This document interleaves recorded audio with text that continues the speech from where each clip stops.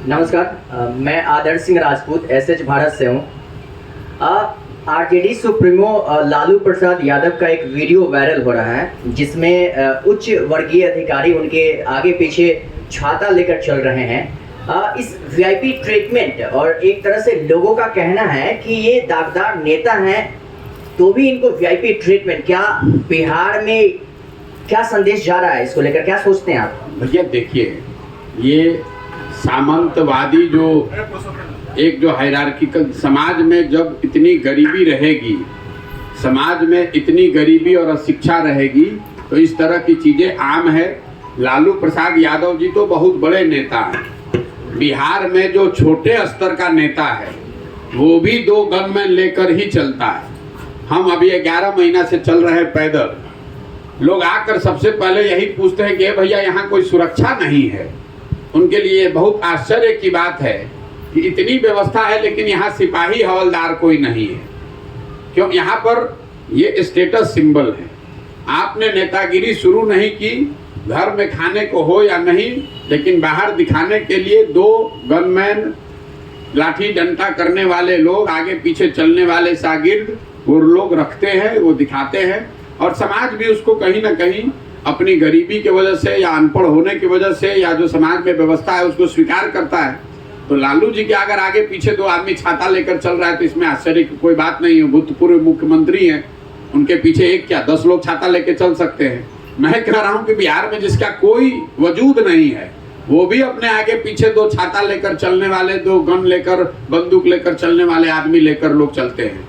क्योंकि समाज में भी ऐसा हो गया है कि आपको लगता है कि ये नेता है तो इनके साथ 4-5 गो हथियार रख के, बंदूक, गोली बंदूक रख के आदमी चलना ही चाहिए।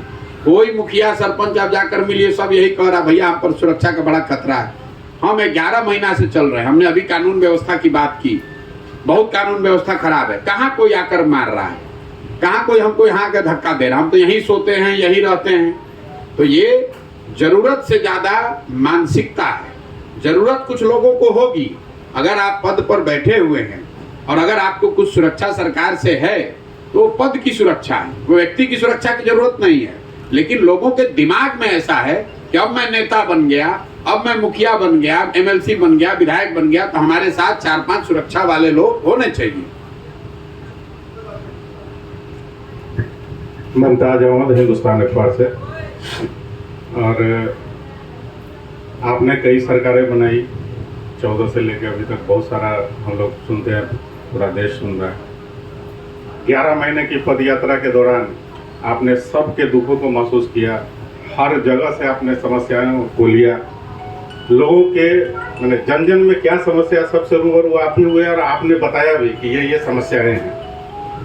पूरे बिहार में इस बात की चर्चा भी है, आप जितने जिलों से घूमे हैं उन जिलों के अलावा भी जितने भी जिले हैं सब में आपका मैसेज पहुंच चुका है।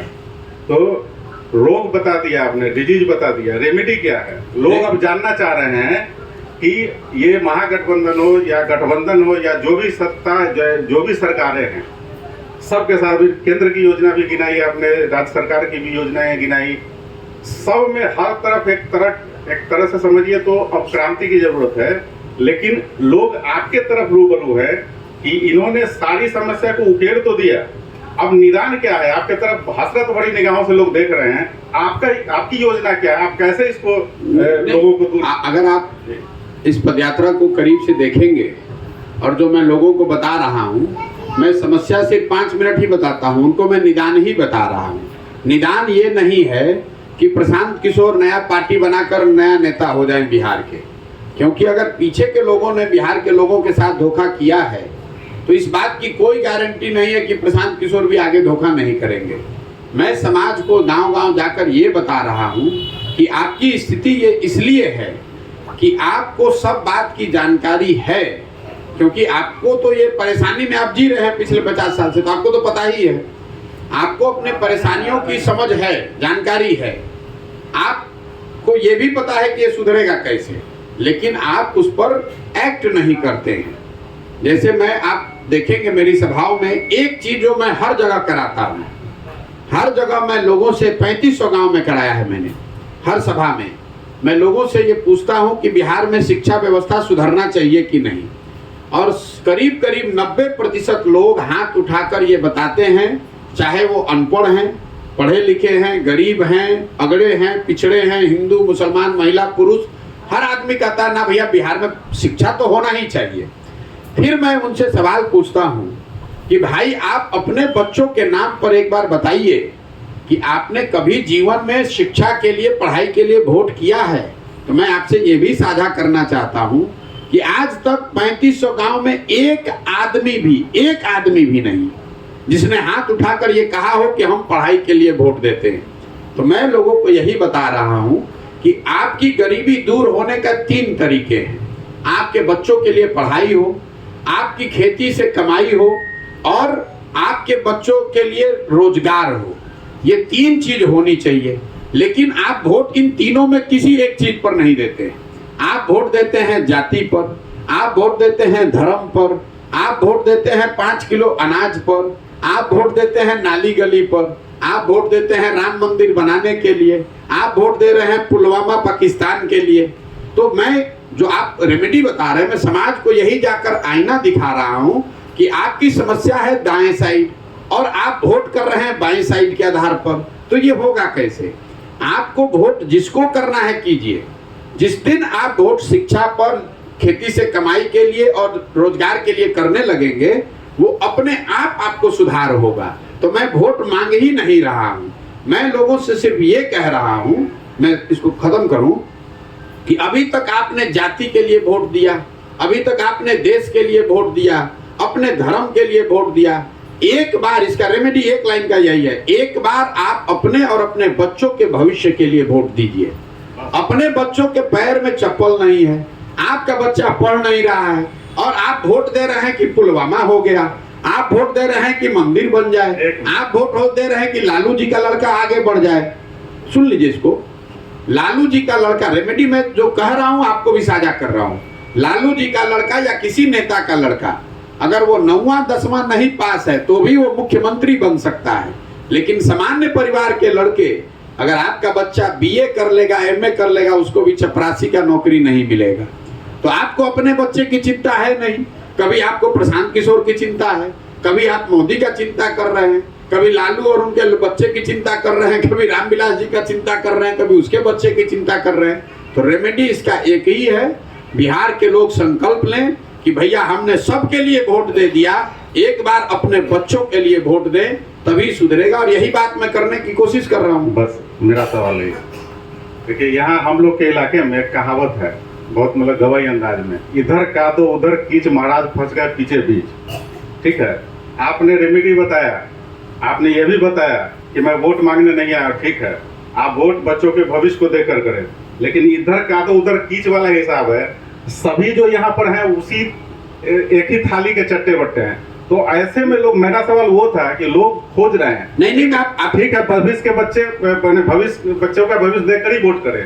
तो वोट करने वाला जगह देखिए, फिर यही आप लोग, आप जब आएंगे नहीं तो कौन आएगा? आपकी भारी गलती है। मैं आपको वैशाली का उदाहरण दे देता हूँ, आप पत्रकार हैं, समझिए। ये जो आप लोग कहते हैं कि हमारे पास विकल्प नहीं है, वैशाली में रघुवंश प्रसाद सिंह जी माननीय सांसद होते थे। मैं जब वैशाली गांव-गांव में घूम रहा था तो मुझे लगा कि वैशाली के गांव में सड़कों की स्थिति दूसरे जिलों के मुकाबले थोड़ी अच्छी है।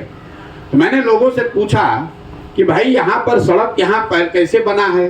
तो लोग बताते हैं, हर जगह बताया कि रघुवंश बाबू जब ग्रामीण कार्य मंत्री थे, ग्रामीण विकास मंत्री थे दिल्ली में, उन्होंने इसमें से ज्यादातर सड़क बनाई है। लेकिन उसी वैशाली की जनता ने जब वोट हुआ, आप कहते हैं विकल्प नहीं, आप नया खोज रहे हैं। जो आपके पास विकल्प था, तो आपने रघुवंश बाबू को हराया और जिताया किसको? रमा सिंह को। फिर दूसरी बार 2019 में फिर रघुवंश बाबू को हराया, जिताया किसको? बीना जी को। तो मेरा कहना है कि जब विकल्प आपको दिखता भी है तो भी आप उस विकल्प को स्वीकार नहीं करते हैं। समाज में जब तक आप प्रयास नहीं कीजिएगा, जब तक समाज में आप प्रयास नहीं कीजिएगा, तो कोई अच्छा आदमी विकल्प के तौर पर खड़ा भी हो जाए तो आप ही हम कहते हैं कि अरे बिहार में नहीं चलेंगे, बिहार में बढ़िया बोलने वाला थोड़ी चलेगा। बिहार में जो आदमी कुर्ता के ऊपर गंजी पहने उसी को आप लोग नेता कहते हैं। जिसको भाषा का ज्ञान ना हो, जिसको विषय का ज्ञान ना हो, जो लाठी डंडा करे, गाली गलौज करे, चोरी बदमाशी करे, उसी को हम लोग नेता मानते हैं। रघुवंश बाबू को तो हमने नहीं खोजा है, इसी समाज ने उनको नेता बनाया था। आज इसी मुजफ्फरपुर में लोग कह रहे हैं कि भैया जॉर्ज फर्नांडिस के समय जो काम हुआ उसके बाद काम नहीं हुआ। ऐसा नहीं है कि समाज में विकल्प है नहीं, समाज को जग कर उस विकल्प को स्वीकार करने की जरूरत है। नहीं तो होगा ये कि फिर अभी देखिए लोग यहाँ सांसद के बारे में क्या बता रहे हैं, ज्यादातर जगह पर भाजपा का सांसद है, 19 में जीता हुआ, लोग उनको मां बहन की गाली दे रहे हैं कि भैया 5 वर्ष से मुंह नहीं दिखाए। लेकिन फिर उसी आदमी को जाकर मोदी जी के नाम पर, हिंदू के नाम पर, देश के नाम पर फिर जाकर वोट दे देंगे। आप कह रहे हैं विकल्प नहीं, अरे भाई आप विकल्प देख कहाँ रहे हैं, विकल्प बनाना कहाँ चाहते हैं। और एक अंतिम बात, हम सिर्फ ये नहीं कह रहे हैं कि आप बच्चों के लिए वोट कीजिए, हम ये भी कह रहे हैं कि अगर आप अपने बच्चों के लिए वोट करने के लिए नया विकल्प बनाना चाहते हैं तो आपके पास साधन नहीं है, व्यवस्था नहीं है, चुनाव की राजनीति की समझ नहीं है, तो उस समझ के लिए आप जनसुराज से जुड़िए। जनसुराज आपकी मदद करेगा, आपको संसाधन देगा।